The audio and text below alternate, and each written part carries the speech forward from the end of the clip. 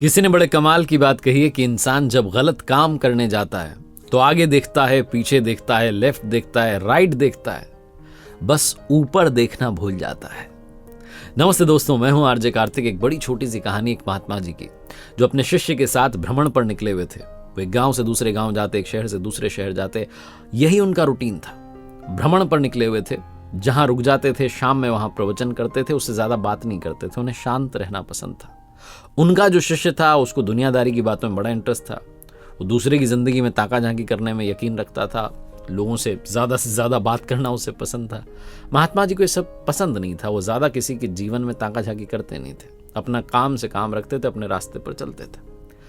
एक सुबह निकले हुए थे भ्रमण पर, वही उनकी यात्रा चल रही थी। एक नदी के किनारे से जा रहे थे तो उन्होंने देखा कि एक मछुआरा जो था वो मछली पकड़ रहा था। गुरुजी तो अपना चुपचाप, महात्मा जी तो निकल गए। शिष्य से रहा नहीं गया, वो गया दौड़ करके मछुआरे के पास और उसको जाकर के अहिंसा का उपदेश देना शुरू किया कि तुम्हें हिंसा नहीं करनी चाहिए, गलत काम कर रहे हो, ये है वो है। बहुत उसे समझाया। मछुआरे ने शुरू में रिएक्ट नहीं किया, शुरू में ज्यादा बोला नहीं, लेकिन जब वो शिष्य बोले ही जा रहा था, ज्ञान पर ज्ञान दिए जा रहा था, तो मछुआरा जो था वो शुरू हो गया। दोनों के बीच में बहस होना शुरू हुई। मछुआरे ने कहा मेरा काम है, मुझे अपना काम करने दो, तुम क्यों बीच में उलझ रहे हो। धीरे धीरे बहस बढ़ती गई और झगड़ा शुरू हो गया। महात्मा जी ने पीछे पलट करके देखा, उन्हें शिष्य की आदत मालूम थी। दौड़ करके आए, शिष्य का हाथ पकड़ा और उसे खींच कर वहां से ले गए। उसको समझाने लगे कि तुम क्यों उलझते हो लोगों से। शिष्य ने कहा देखा नहीं आपने गुरुजी, गलत काम कर रहा है, मैं उसको शिक्षा दे रहा हूं कि हिंसा नहीं करनी चाहिए, अहिंसा का रास्ता अपनाओ। तो गुरुजी ने कहा अरे तुम उसे क्यों शिक्षा दे रहे हो, तुम उसे क्यों उसके पीछे पड़े हो। तो शिष्य ने कहा कि मुझे समझाना पड़ेगा, वरना उसे कोई दंड तो दे नहीं रहा है। यहाँ के महाराजा ने भी कोई प्रावधान नहीं रखा है कि ऐसे लोगों को दंड मिले। गुरुजी ने कहा यहां कोई किसी को दंड नहीं देगा, दंड तो वो देगा जिसको देना है, और तुम्हें दंड देने की जरूरत नहीं है, तुम्हें ज्यादा सोचने की जरूरत नहीं है। शिष्य ने कहा वो क्या दंड देगा।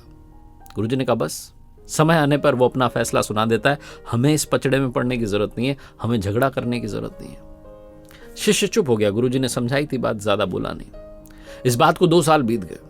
कमाल हुआ कि उसी रास्ते से वापस जा रहे थे। वही सुबह का समय था। नदी के किनारे दृश्य बदला हुआ था।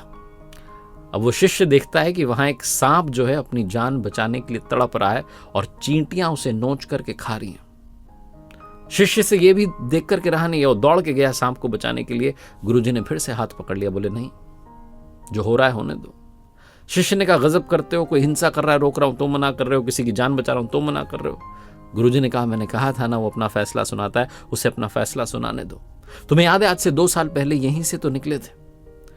ये जो सांप है मछुआरा था, मछलियां पकड़ रहा था, वो मछलियां चींटियां बन चुकी हैं। मछुआरा मरने के बाद अगले जन्म में सांप बन चुका है, अपनी करनी का फल भोग रहा है। तुम उसे मत रोको, और अगर रोकोगे तो उसे फिर से जन्म लेना पड़ेगा ये कर्मों का फल भोगने के लिए। ये ऊपर वाले का न्याय है। बहुत छोटी सी कहानी जिसका सार ये कहता है कि अच्छा कर्म करेंगे अच्छा होता चला जाएगा, बुरा कर्म करेंगे बुरा होता चला जाएगा। याद रखिए, आगे पीछे दाएं बाएं देखने की बात नहीं है, ऊपर वाले को भी देखने की बात है, क्योंकि वो सब कुछ देख रहा है, और जब उसका फैसला आता है तो फिर कोई कुछ कर नहीं पाता है। एक बार